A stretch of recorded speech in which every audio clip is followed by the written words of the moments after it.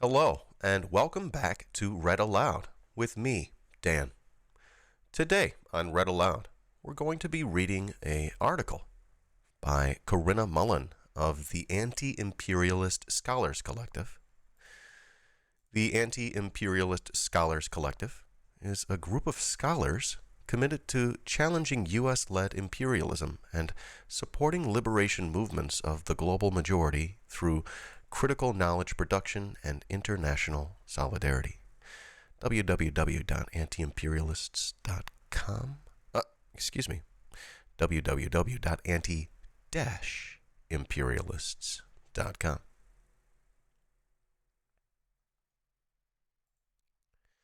In this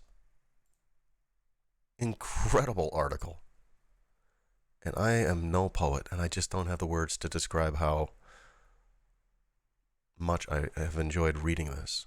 It really represents how I look at the world to a T. Just explained in a way that is better than I could ever imagine. So I'm very excited to share this with you today. By Corinna Mullen, July 16th, 2025.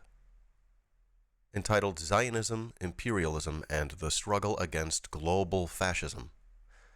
Palestine as the Hornet's Nest of U.S. Empire.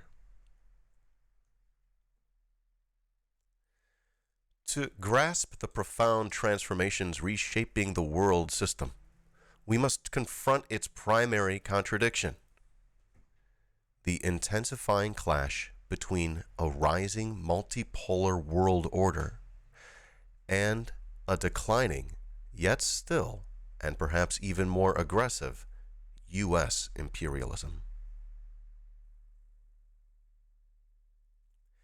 This emergent multipolarity is marked by unprecedented economic and military South-South cooperation, including the burgeoning Iran-China-Russia partnership, as well as a growing rejection of Western financial domination.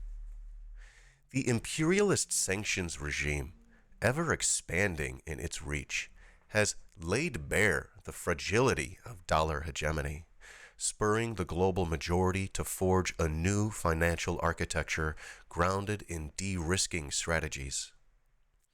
From BRICS payment systems to local currency settlements and reserve diversification, this collective shift undermines dollar dominance while building alternative structures to resist imperialist coercion, accelerating the transition toward a multipolar world no longer shackled to Western financial infrastructure. Meanwhile,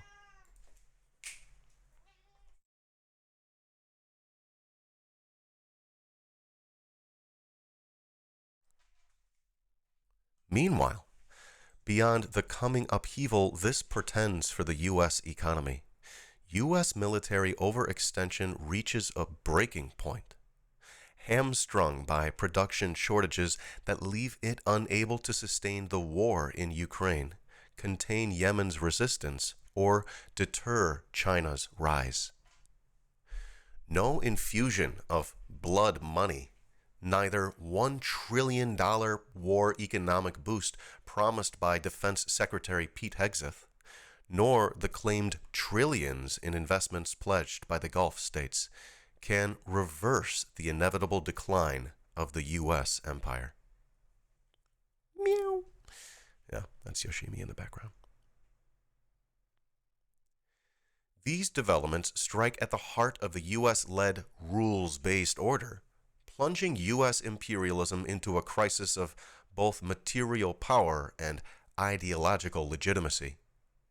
In a rare moment of ruling class candor, Vice President J.D. Vance acknowledged the growing crisis, decrying the threat posed by China and other global majority states to the ability of U.S. capital to continue dominating global value chains and maintain peripheral and semi-peripheral states in the perpetual position of producers of low value-added commodities. The subtext here is captured by Paris Yarrow's analysis. The imperialist core's existential anxiety is driven by the realization that the global majority's catching up may enable these states to break free from the imperialist-dominated world law of value and instead pursue auto-centered, sovereign, and popular development. Taken together, these transformations represent a global pre-revolutionary situation marked by persistent insurrectionary pressures on the peripheries. From the latest phase of the Palestinian national liberation struggle, ignited by the October 7th Al-Aqsa flood, to Haiti, home to what Jemima Pierre calls one of the longest struggles for black liberation and anti-colonial independence in the world, and the growing anti-imperialist upsurge in the Sahel. These developments illustrate the intensifying global struggle that has triggered the last crisis of capitalist imperialism. And if this isn't already hidden, I don't know what does. I might just come on, right? This is great. Facing a renewed, Corinna continues, Mullen continues, I should say. Facing a renewed crisis of capital accumulation, the ruling class has intensified its dual strategies of imperialist aggression abroad and fascist repression at home. Internationally, this is evident in the ongoing Zionist imperialist genocide in Gaza, U.S.-backed destabilization campaigns in Syria and Venezuela, the assault on Yemen for its anti-genocide resistance, escalating threats against Iran and North Korea, sweeping tariffs on key trading partners, and heightened militarization in the South China Sea. Washington has also escalated its hybrid war against the Bolivarian Republic, imposing secondary tariffs on Venezuelan oil while cynically scapegoating Venezuelan migrants as narco-terrorist invaders, deporting hundreds under the archaic Alien Enemies Act to El Salvador's notoriously brutal Terrorism Confinement Center, or CCOT prison, and charging others under the Racketeer-Influenced and Corruption Organizers Act, RICO.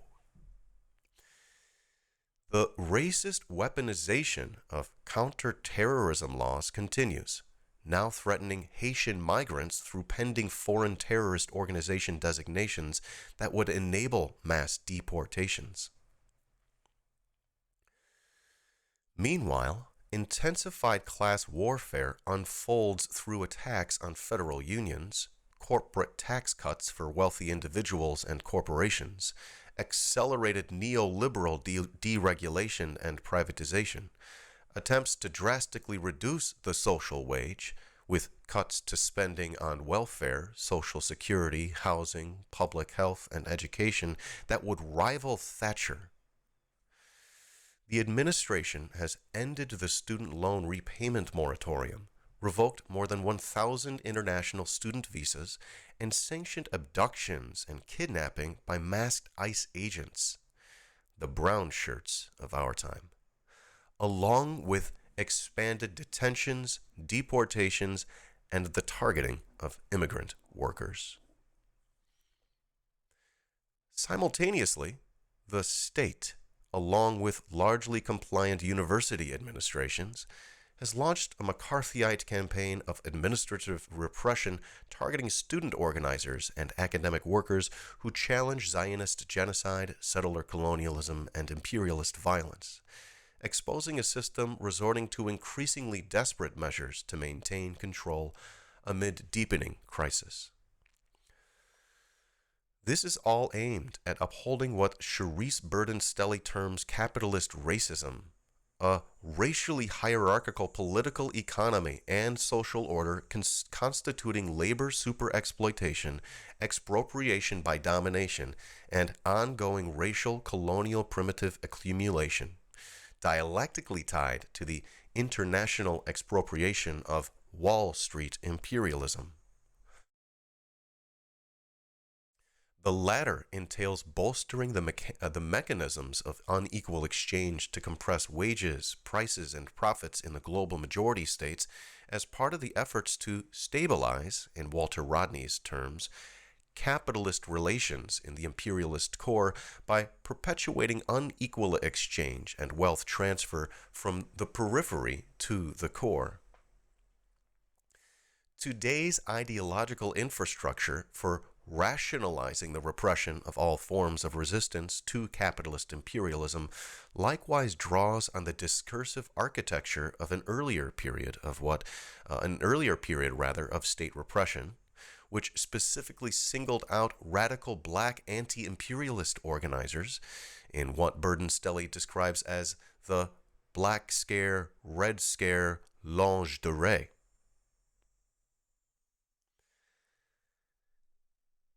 Zionism, a form of white supremacy rooted in 19th century European colonial projects, features more prominently in the ideological structure normalizing capitalist racism, fascism, and imperialism today.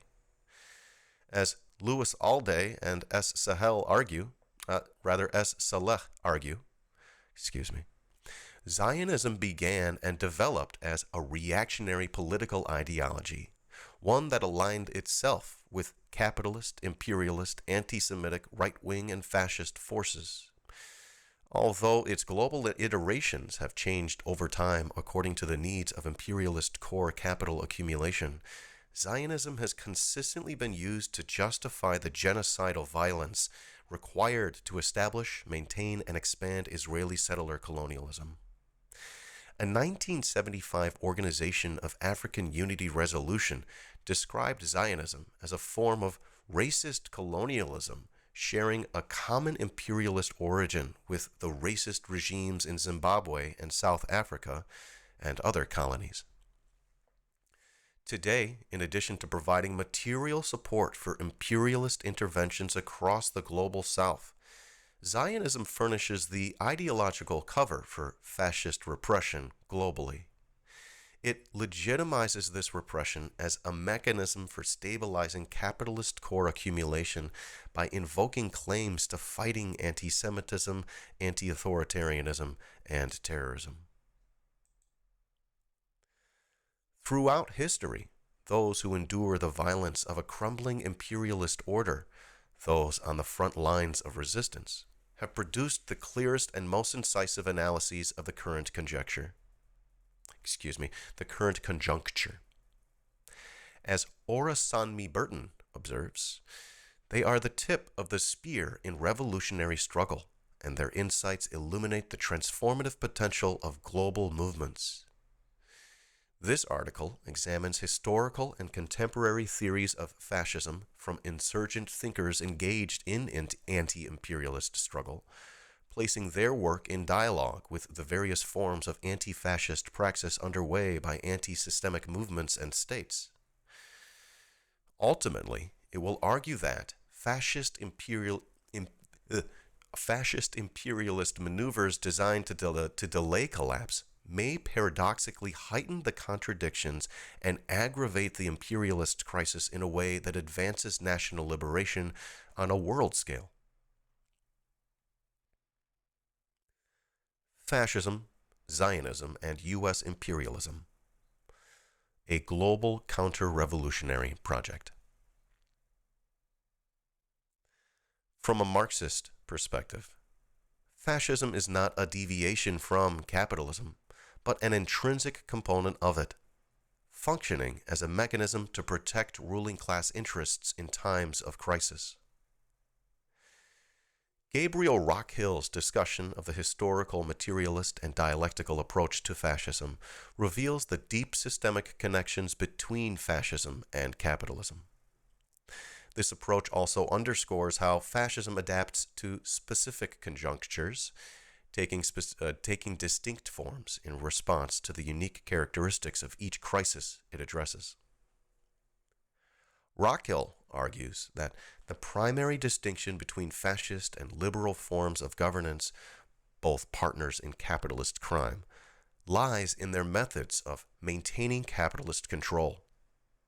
Liberal governance operates as a good cop in the bourgeois state, targeting the middle and upper middle class strata willing to comply with the system by offering minimal rights, legal structures, and controlled political participation to maintain hegemony. In contrast, fascist governance acts as a bad cop towards radicalized, colonized, and marginalized populations, relying on overt repression, state violence, and collaboration with vigilante groups to suppress dissent and maintain capitalist order. Although monopoly capital is content with liberal governance during periods of stability, in times of crisis, it expands its bad cop function and rallies behind overtly fascist forces to stabilize capital accumulation. And that is how the world works. For instance, a 1934 fascist coup plot in the U.S. revealed the involvement of powerful corporate elites like Morgan, DuPont, and Rockefeller, who backed a failed attempt to overthrow President Roosevelt's New Deal government and replace it with a fascist dictatorship.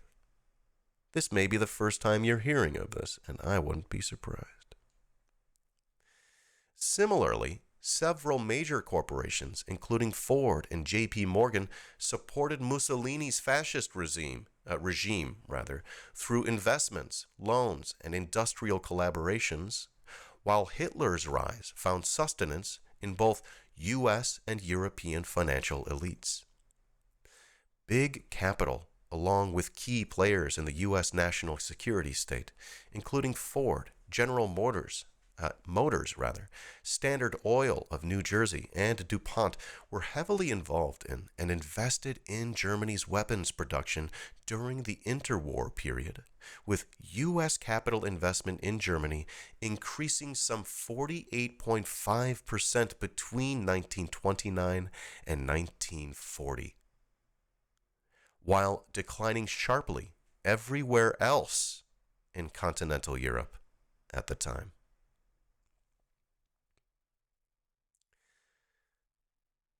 Focusing on individuals while neglecting the systems and structures that enable and perpetuate fascism, along with the interests that benefit from it, inevitably leads to political confusion and leaves anti-fascist movements vulnerable to liberal recuperation.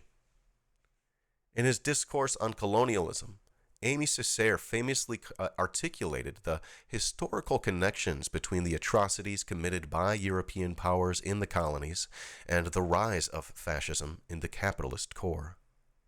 He critiqued the West's blinkered focus on the Nazi regime, pointing out the contradictions in a Western-dominated international legal system that refused to trace the genealogy of genocide back to colonialism and the transatlantic slave trade.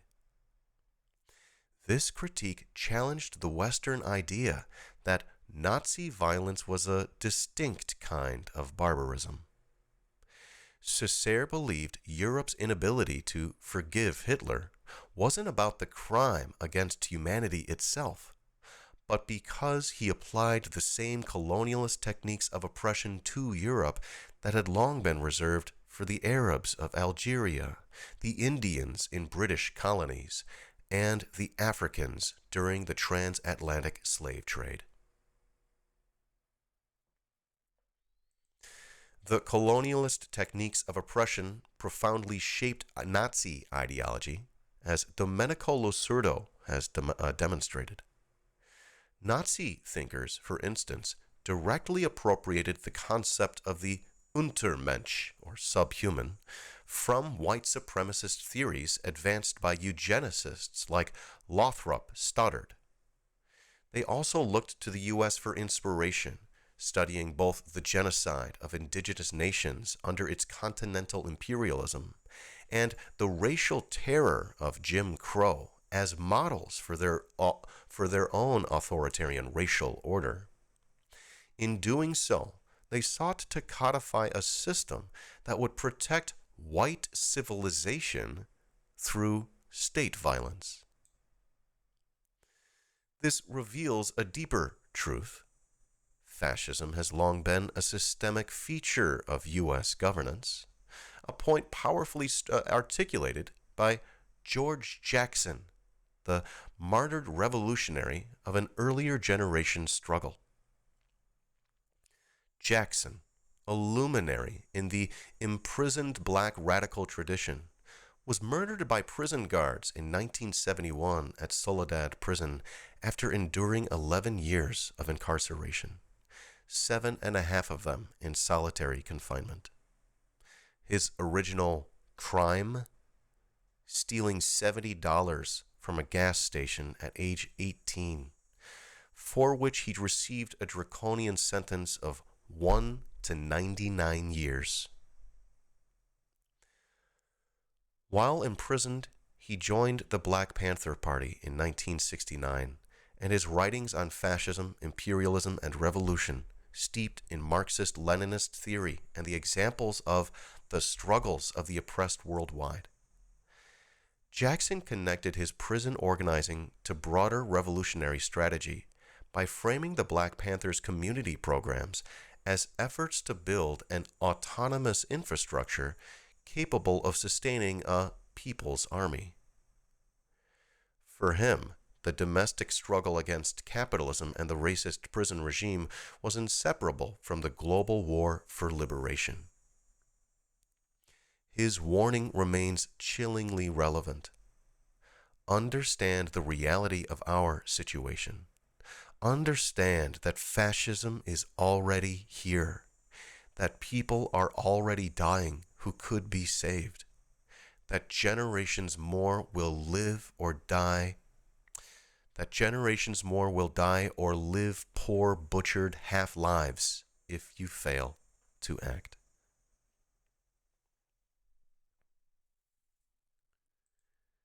Nina Farina extends this analysis. Nina Farnia, extends this analysis, arguing that American fascism is an endogenous project, organic to the United States, with an etiology that is acutely local. It emerges, she writes, from the reservations holding the survivors of indigenous genocide, the prison cells confining the descendants of the enslaved, or, as Orasanmi Burton terms them, the captives of a defeated war. It is sustained by broken treaties, laws that enforce land theft, and policies that continue to tear children from their families. The bourgeois press and mainstream academia's fixation on Donald Trump as the embodiment of fascism obscures the systemic nature of the phenomenon. Trump is not an aberration, but a product of the current conjuncture. His policies do not exist outside the framework of the racist capitalist state. They intensify and accelerate the political economy of American fascism. This is why it is essential to return to the insights of earlier generations of revolutionary thinkers and guerrilla intellectuals, who were often the primary targets of the imperialist carceral state. Their work reminds us that fascism must always be analyzed through a historical materialist lens. For example, the Black Panther Party's understanding of fascism was heavily influenced by Georgy Dimitrov's 1935 report on fascism, delivered at the 7th World Congress of the Communist International. Robin Spencer has highlighted how the Panthers saw fascism as the rule of finance capital, embodied by banks, corporations, racist police, and demagogic politicians. The Black Panther newspaper ran articles like, "Fascist pigs must withdraw their troops from our communities or face the wrath of the armed people." emphasizing the Panthers' role in the anti-fascist struggle and positioning the fight against racist state violence as central to anti-fascist organizing.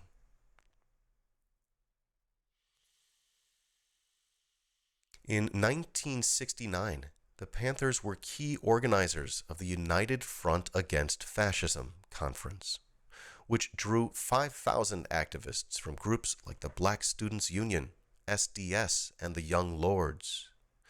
The conference aimed to create a common revolutionary program that addressed the needs of oppressed people in a racist, capitalist America.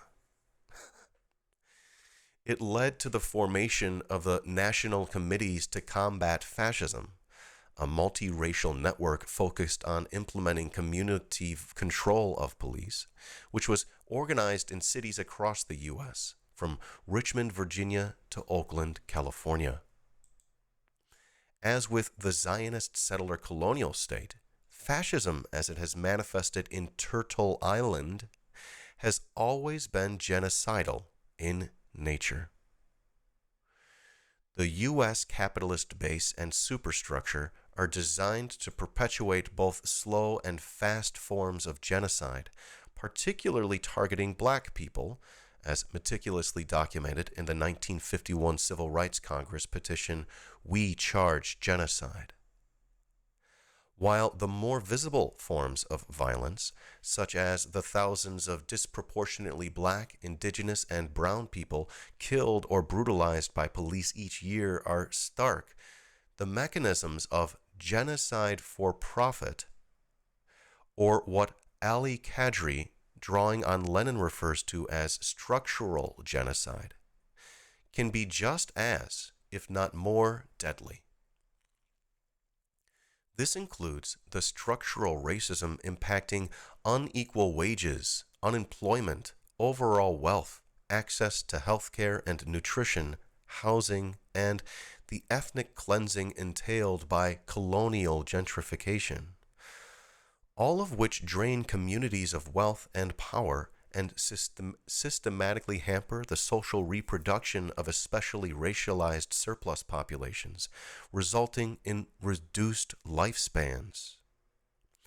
These are the forms of malicious murder that Lenin excoriated, as they are murder against which none can defend himself, because no man sees the murderer, because the death of the victim seems a natural one, since the offense is more one of omission than of commission.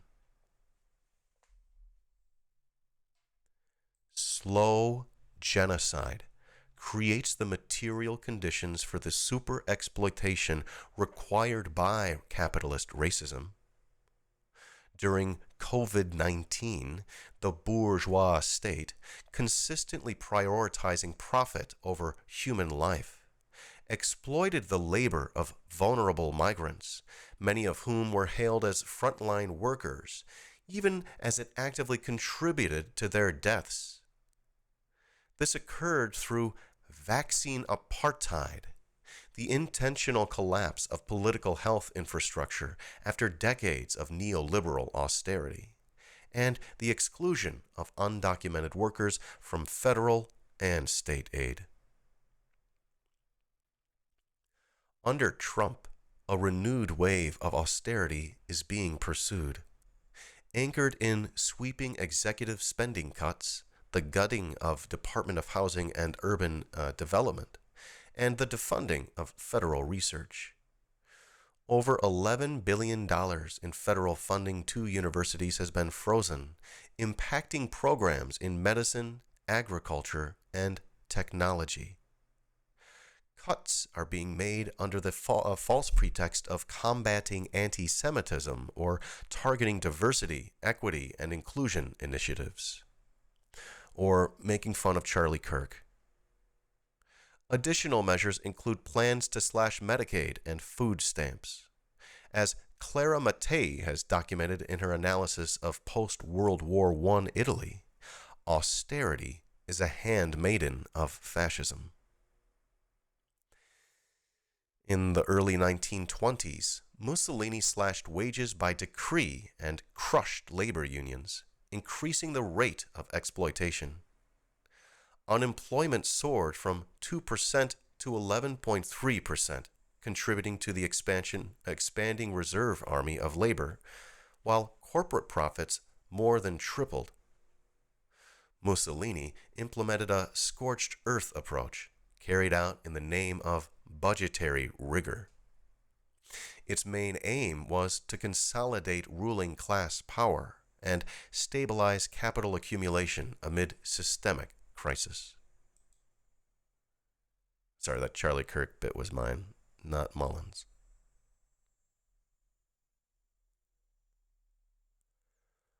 Trump's austerity agenda, Mullen continues, similarly is not only or even primarily concerned with balancing budgets.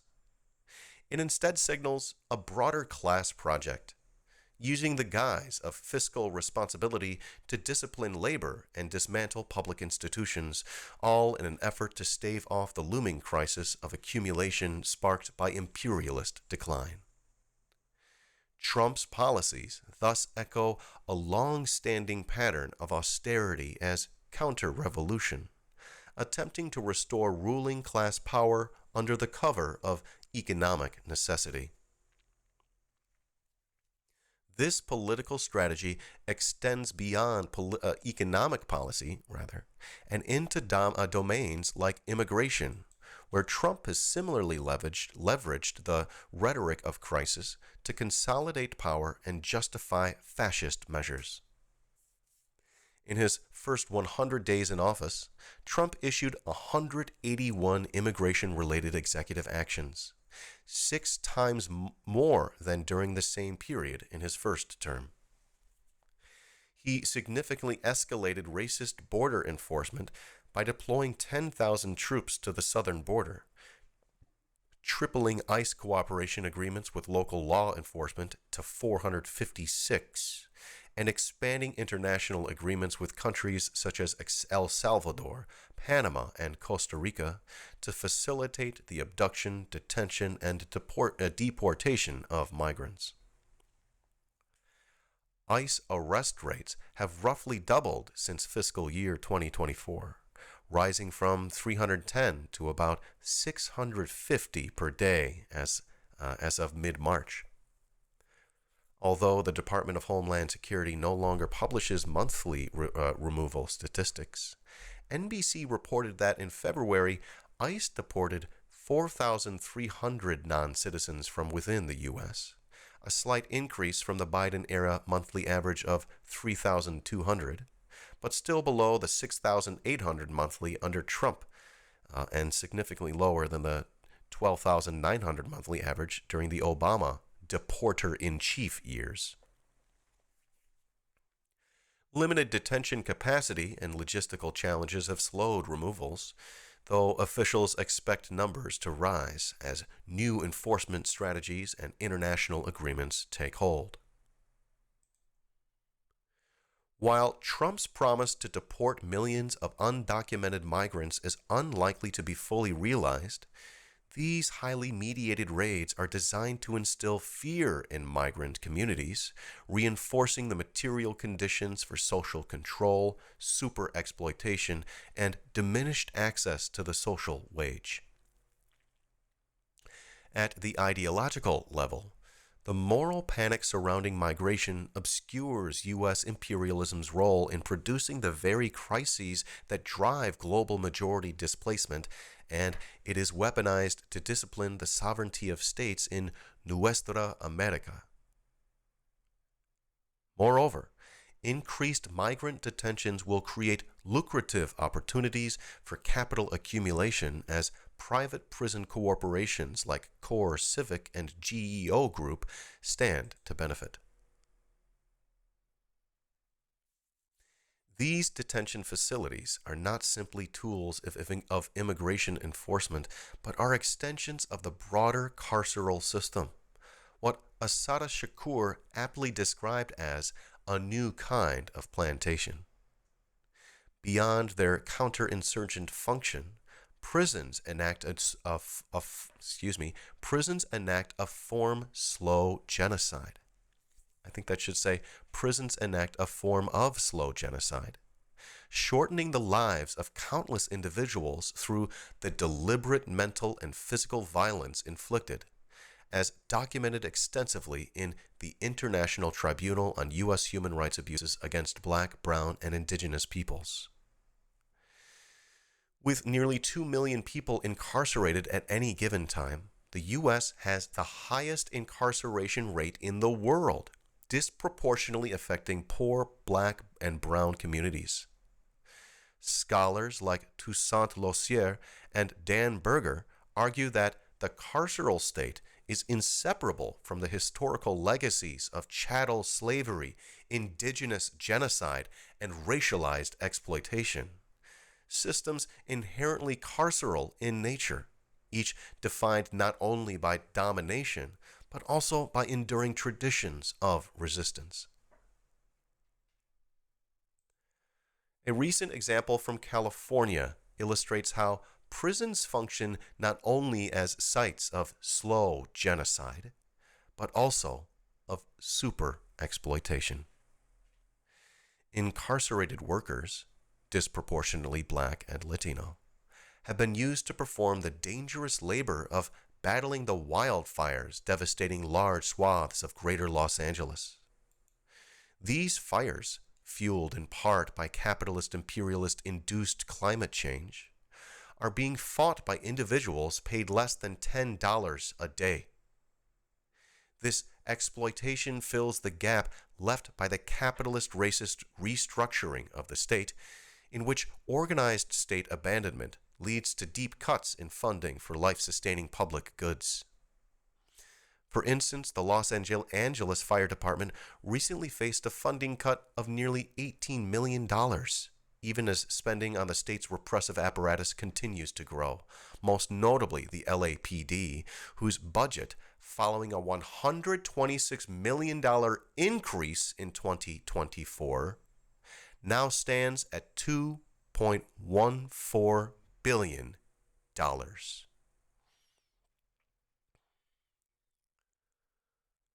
The Black Alliance for Peace draws critical connections between the devaluation of life under these systems of oppression and exploitation. They argue that there exists an axiomatic nexus between how incarcerated people, many of whom are political prisoners, are treated and how Black, Brown, Indigenous, and poor communities are abandoned and dehumanized in the face of the climate crisis. This logic of disposability, they contend, extends globally to the treatment of Palestinians who continue to be displaced, dehumanized, and exterminated in a context of genocide, ethnic cleansing, and militarized domination. Given the current conjuncture of capitalist imperialist crisis, we can expect to see not necessarily a qualitative change in the fascist elements of imperialist core states, as much as their intensification. Rockhill's dialectical materialist assessment of the transition from a Biden to Trump administration leads him to argue that we can expect to see more of the bad cop fascist war on the most oppressed and exploited members of the working class.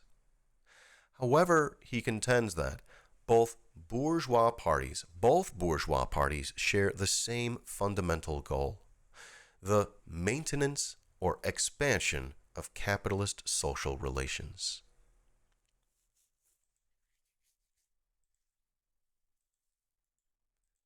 Which brings us to the next section: analyzing and resisting the international fascist counter-revolution. Unlike much temporary analysis of fascism, insurgent thinkers of an earlier revolutionary era, like George Jackson, offered a far more capacious and internationalist understanding of its roots and expressions. In Blood in My Eye, Jackson characterized fascism as a higher form of capitalism, a reactionary force that emerges to safeguard Western monopoly capital during periods of imperialist crisis, systematically suppressing class struggle and revolutionary consciousness. For Jackson, fascism was inseparable from the institutionalized violence it required to maintain control. His notion of an international fascist counter-revolution captured how core capitalist states mobilized against the rising tide of socialist and anti-imperialist national liberation movements throughout the 1950s and 1960s. That framework resonates powerfully today, as the primary contradiction of our moment likewise pits a crisis-ridden capitalist imperialist core against a resurgent global majority seeking to complete the unfinished work of decolonization and liberation. As Jackson wrote, "The history of this country in the last 50 years and more, the very nature of all its fundamental elements and its economic, social, political, and military mobilization distinguished it as the prototype of the international fascist counter-revolution. The U.S. is the Korean problem, the Vietnamese problem, the problem in the Congo, Angola, Mozambique, the Middle East, Israel, so-called Israel, Palestine. It's the Grease in the British and Latin American guns that operate against the masses of common people." Jackson argued that one of the most definite characteristics of fascism is its international quality.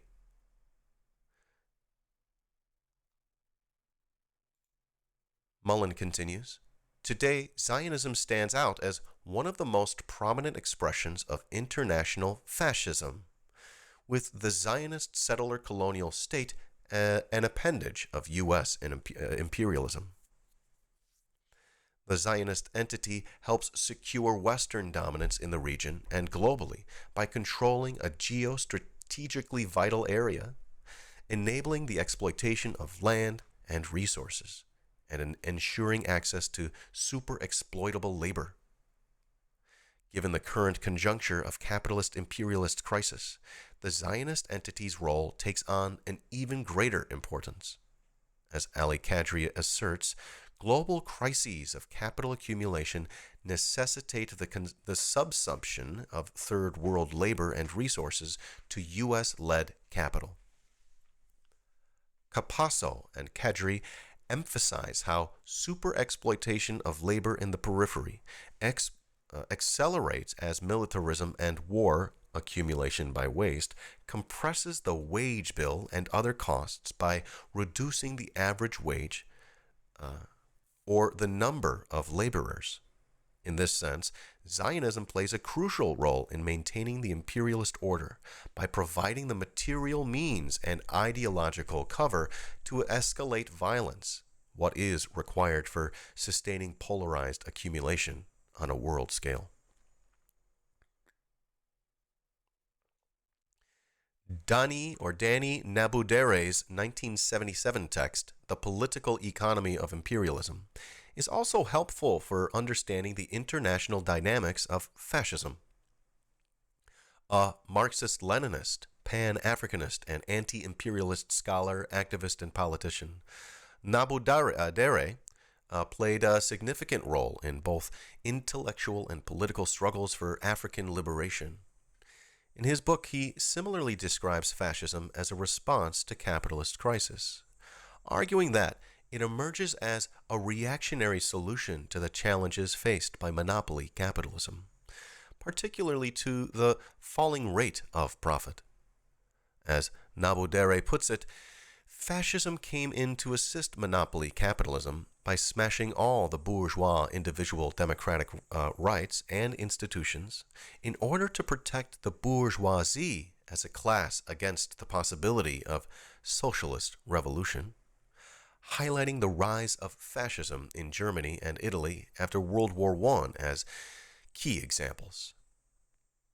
Similarly to Jackson, Nabudere recognized the global dimensions of fascism, linking it to imperialist violence. When capitalism faces crises of accumulation, imperialism intensifies, with the imperialist core requiring access to cheap raw materials and labor from the global south to restore profitability. This, in turn, leads to heightened militarization. Nabudere's analysis of imperialism underscores the symbiotic relationship between fascism and imperialism, where fascism functions to protect imperialist core capital accumulation in times of crisis. Building on this understanding, we can see how contemporary imperialist powers, particularly the United States, continue to respond to crises with increasingly aggressive and contradictory strategies. While imperialism's decline may force tactical retreats in some regions, it simultaneously provokes heightened intervention elsewhere, wherever material conditions permit or demand it. Prabhat Patnaik exposes the ultimate futility of these desperate maneuvers, demonstrating how Trump's foreign policy seeks to salvage Western imperialism by escaping the failures of prior strategies, like the Ukraine war and sanctions on Russia, which backfired by strengthening the ruble, increasing the trade deficit, and accelerating challenges to dollar hegemony. Trump's carrot and stick approach offers an end to the Ukraine war, the carrot, to fracture the emerging anti-imperialist bloc, while wielding economic coercion, tariffs against countries that went in for de-dollarization, and energy blackmail such as the Nord Stream 2 sabotage. Yet this strategy is self-defeating. By refusing to tolerate trade deficits, the traditional cost of imperial leadership, and instead imposing beggar thy neighbor policies, Patnaik explains how Trump's policies merely replace one imperialist deed with another, deepening the global capitalist crisis. This contradiction is further evident in Trump's claimed agenda to reverse the long-term decline of U.S. manufacturing, a decline rooted in the neoliberal era's prioritization of short-term profit, financial speculation, and offshoring over industrial development.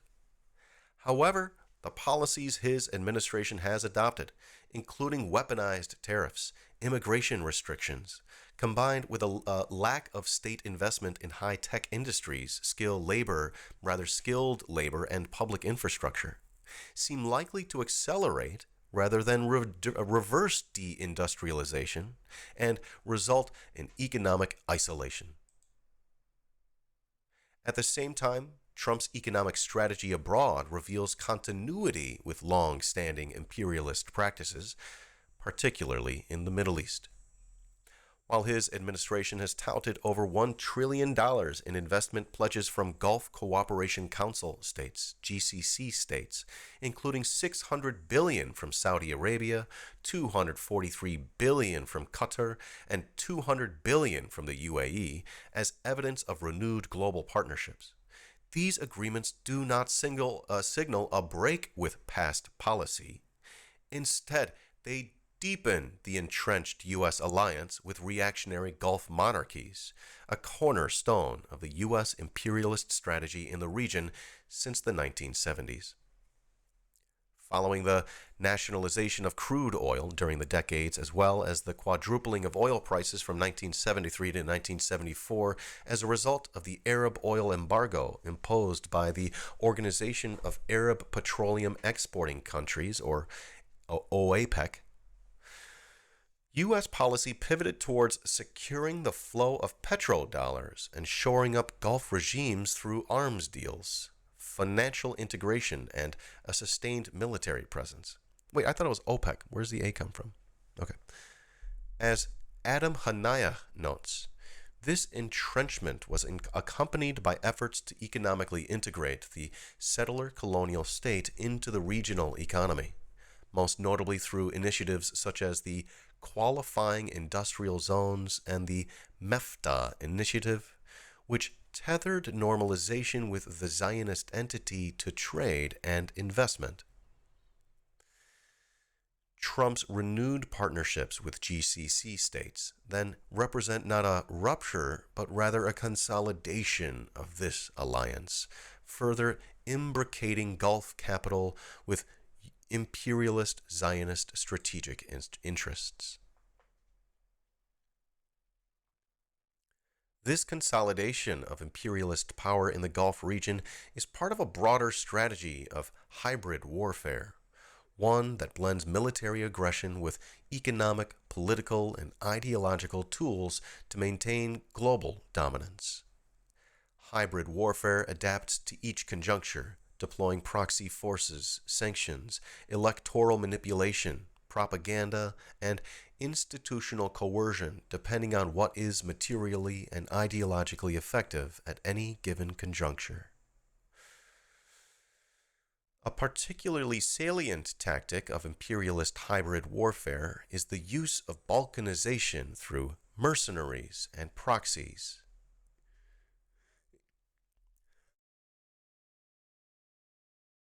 Including sectarian contras like ISIS, Al-Qaeda, Al-Nusra, and HTS, deployed in regime change operations in Syria and in broader destabilization efforts through terrorist attacks in places such as Iraq, Iran, Libya, and Mozambique.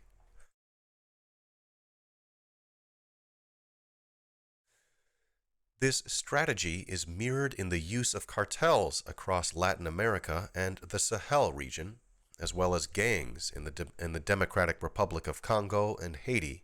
As Jemima Pierre says, Haiti does not have a gang problem as opposed to a problem of U.S. imperialism. Imperialist warfare also relies on genocidal sanctions, blockades, embargoes, and other coercive measures to drain wealth from and hollow out anti-systemic states. These interventions are enforced by international financial institutions like the IMF, World Bank, and SWIFT, which deprive targeted states of economic sovereignty.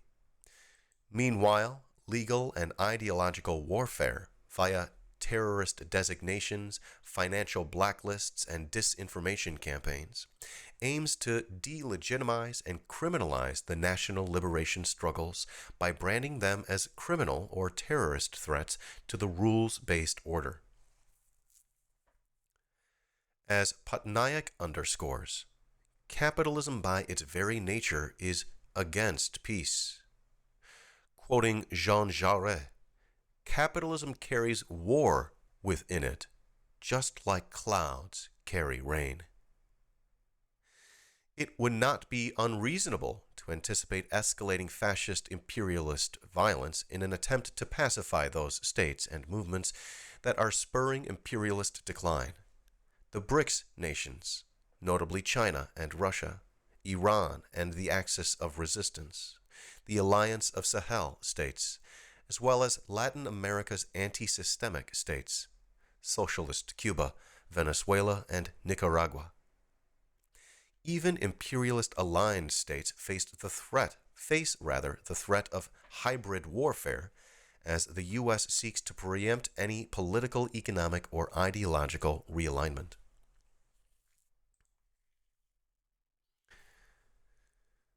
Which brings us to the next section. The war at home. Zionism, imperialism, and fascist repression. Within the imperialist core, the carceral state, escalates violence to pacify potential insurgent forces, particularly immigrant, black, indigenous, and other racialized working-class communities, thereby reinforcing the social relations underpinning capitalist racism. counterinsurgent lawfare has been a defining feature of the national security state, particularly targeting black and indigenous, anti-capitalist, anti-imperialist, and anti-colonial movements within the imperialist core. Nina Farnia looks at the consolidation of the modern national security state in the post-World War II era, explaining that the U.S. needed a unified political and military apparatus to combat global communism, gain influence in the decolonizing world, and suppress domestic liberation struggles. A defining aspect of this counterinsurgency was the state-manufactured moral panic that labeled both black dissent and communist dissent as threats to the safety and sanctity of American life. Given the roots of counterinsurgent lawfare in the Black Scare, Red Scare longe dorée, it is unsurprising that the African People's Socialist Party, the APSP, and its sister organization, the Uhuru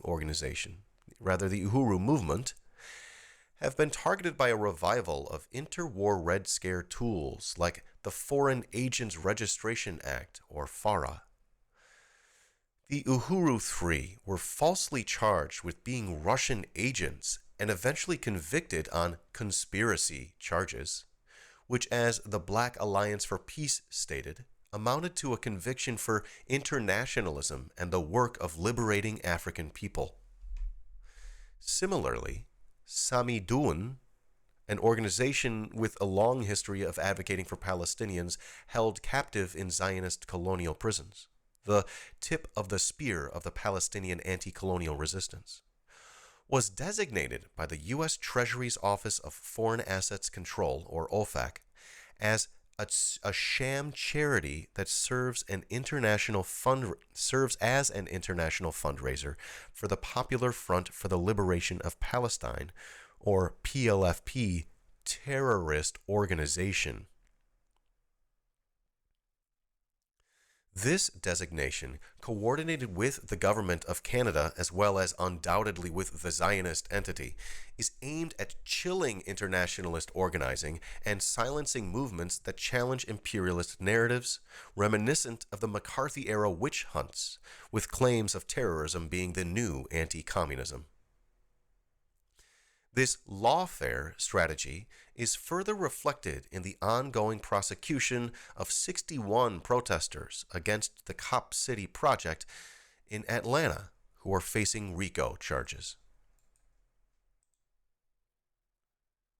Following the Al-Aqsa flood, the fascist counterinsurgency apparatus turned its attention to the burgeoning student anti-intifada, most visibly through the violent suppression of Gaza solidarity encampments in the spring of 2024.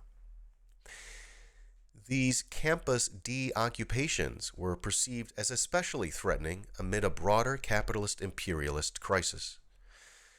By exposing the web of investments, contracts, and institutional ties between their universities and the ongoing settler colonial genocide in Palestine, the more radical encampments revealed the Academy's structural role in sustaining U.S. imperialist domination and facilitating core capital accumulation.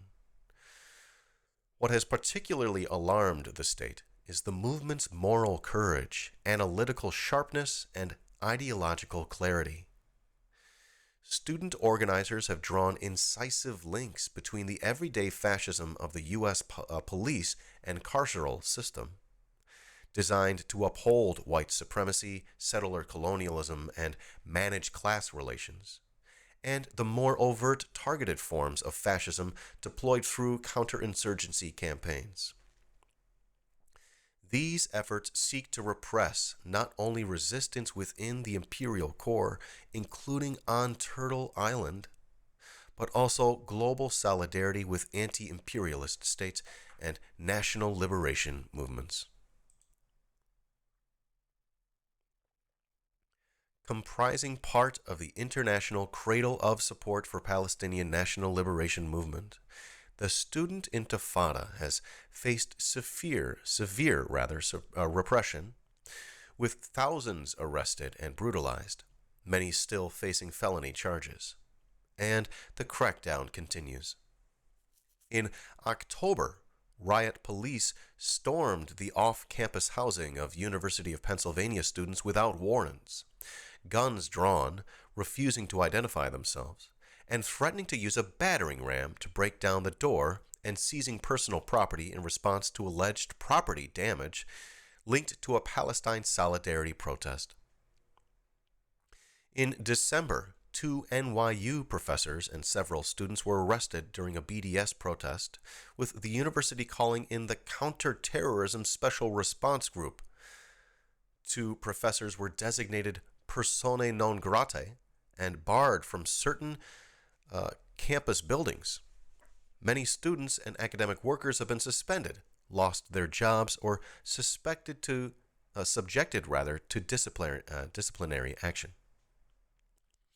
Across universities, the fall 2024 semester saw new time, place, and manner protest guidelines implemented, undermining academic freedom and First Amendment rights.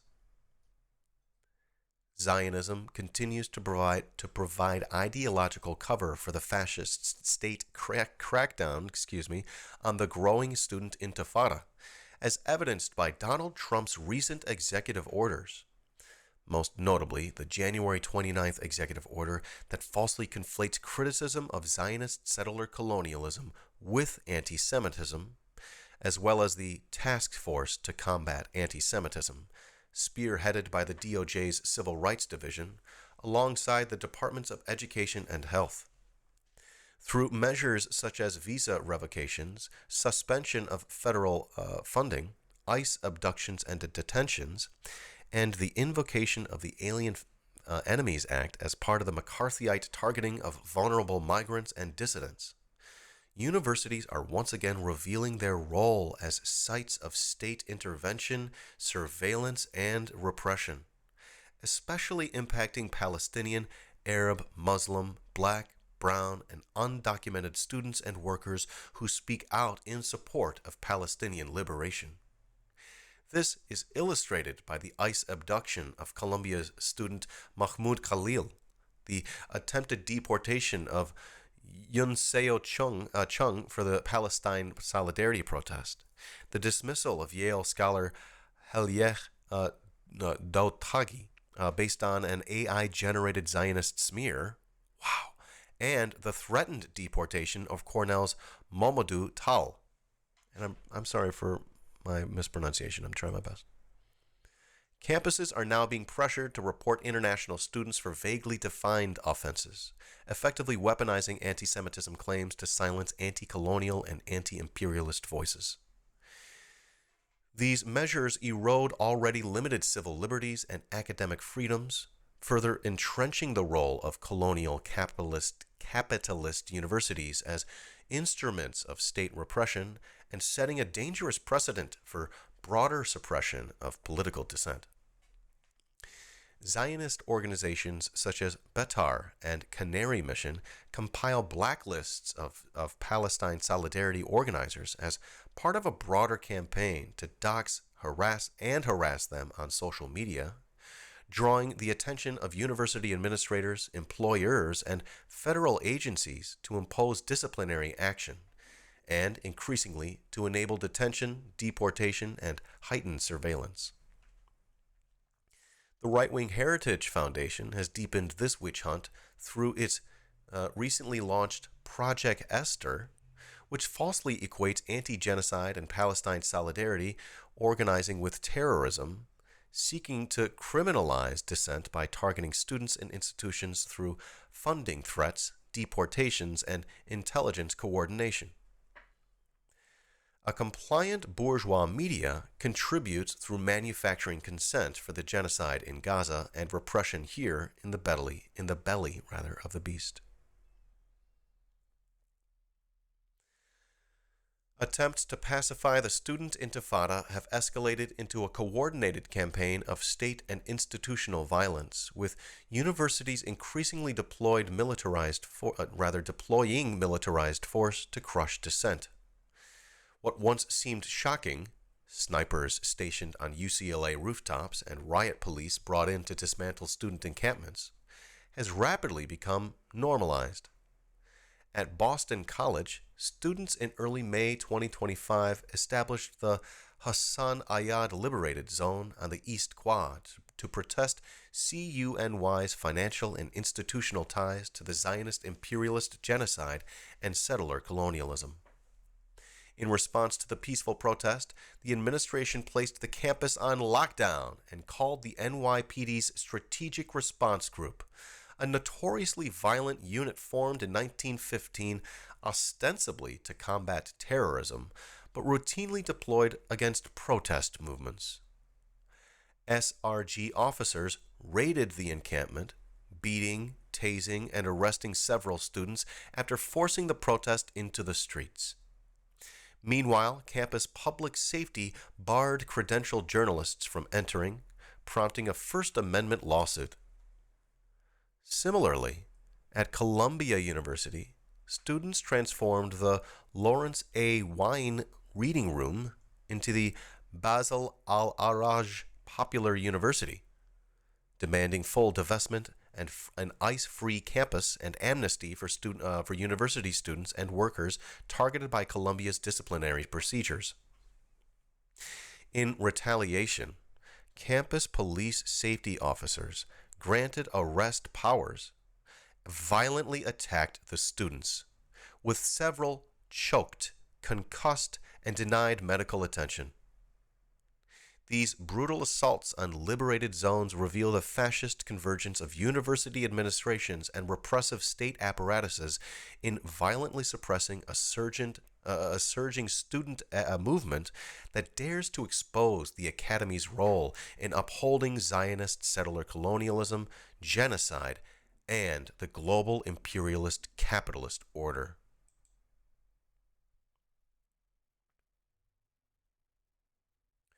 While this moment requires organization and collective courage to fight back against the repression, we must also not lose sight of the fact that it reflects the desperation of a system that is overextended and struggling to fight on multiple fronts.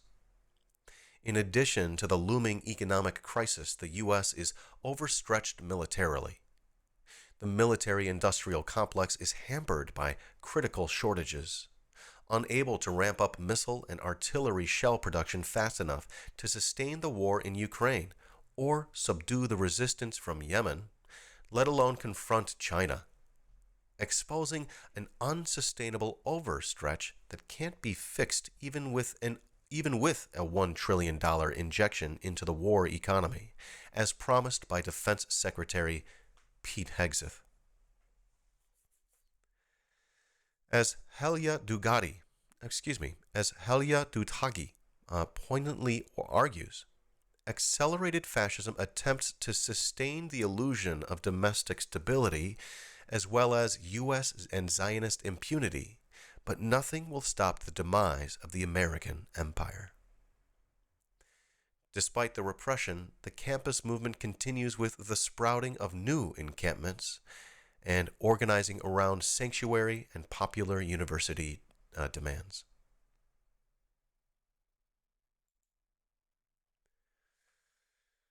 That brings us to the next section, perhaps the final section.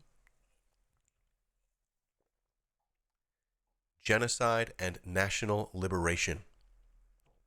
Resolving the primary contradiction.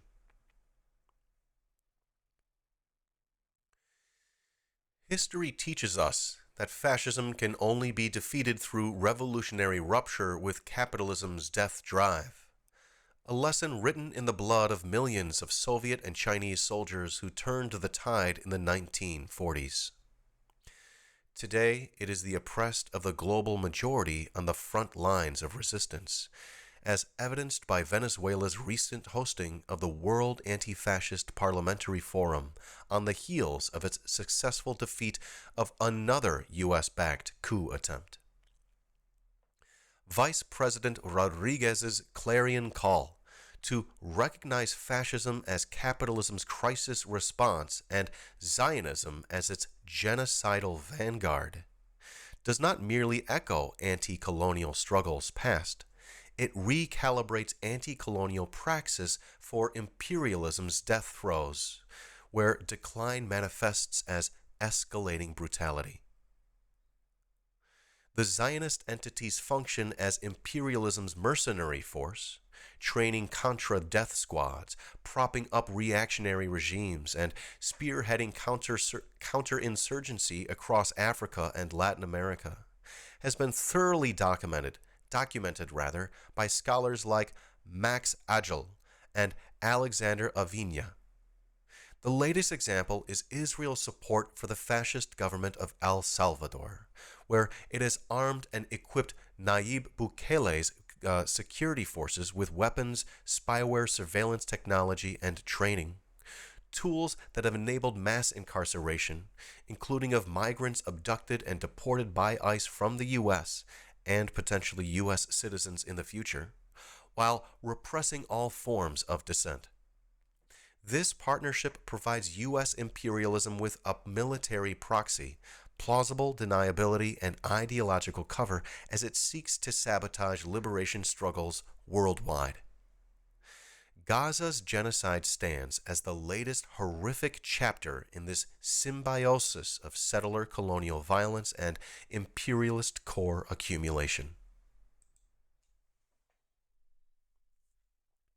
Yet, the fissures in U.S. empire's foundation deepen, heralding the torturous but inexorable birth of a multipolar world order.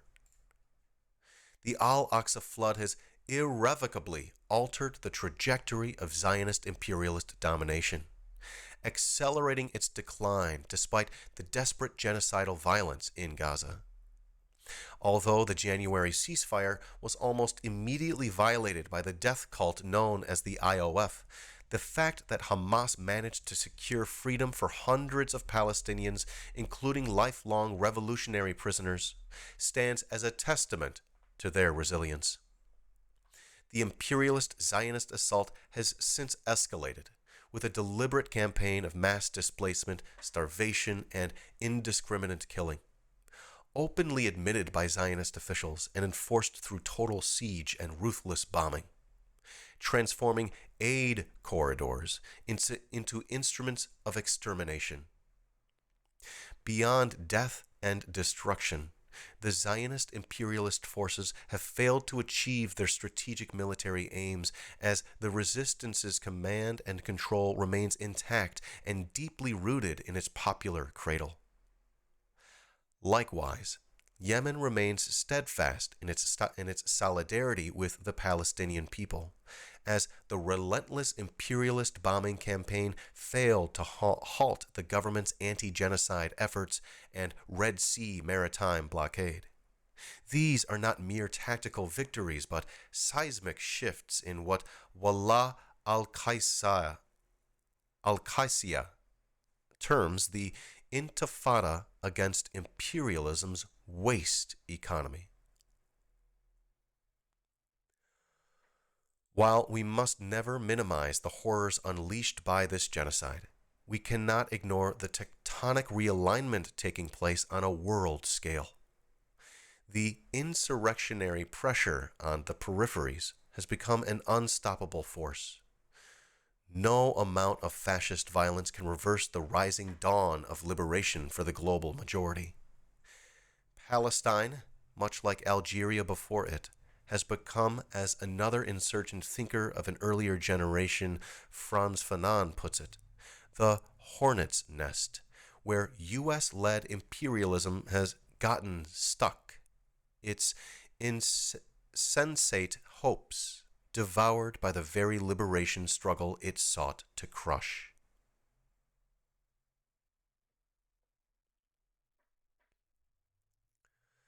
And This says here the article is adapted from an interview with Mamadou Tall on the Malcolm Effect, titled The Political Economy of Fascism in the U.S. Election, recorded November 21st, 2024. The link is available in the reading here. The hornet's nest referenced in title comes from Frantz Fanon, Toward the African Revolution. And the article author would like to thank Max Agel, Audrey Bomse, I'm sorry about the pronunciations, Charisse Burdenstelli, and Nina Farnia for their incisive feedback on this piece. And there's some more references as well. And I hope you enjoyed reading that with me today. That is honestly, holy smokes. I literally only have one note, that she refers to it as the Middle East. I prefer to call it West Asia. Otherwise, holy smokes, that was extremely good. Yeah. This is like yellow parenti level stuff, you guys. Get this out there. Share this with all your friends and enemies. They're enemies because they don't believe in this stuff. All right. Well, I do hope you enjoyed reading this with me today. If you like this, please find the anti-imperialists, anti-imperialist.com, and find a way to give them your money. Join their newsletter, and I don't know if they take your money, but give them your money if you can. Okay, thank you so much for being with me today. I hope you enjoyed reading Zionism, Imperialism, and the Struggle Against Global Fascism: Palestine as the Hornet's Nest of U.S. Empire by Corinna Mullen from the Anti-Imperialist Scholars Collective. Love your face. See you next time.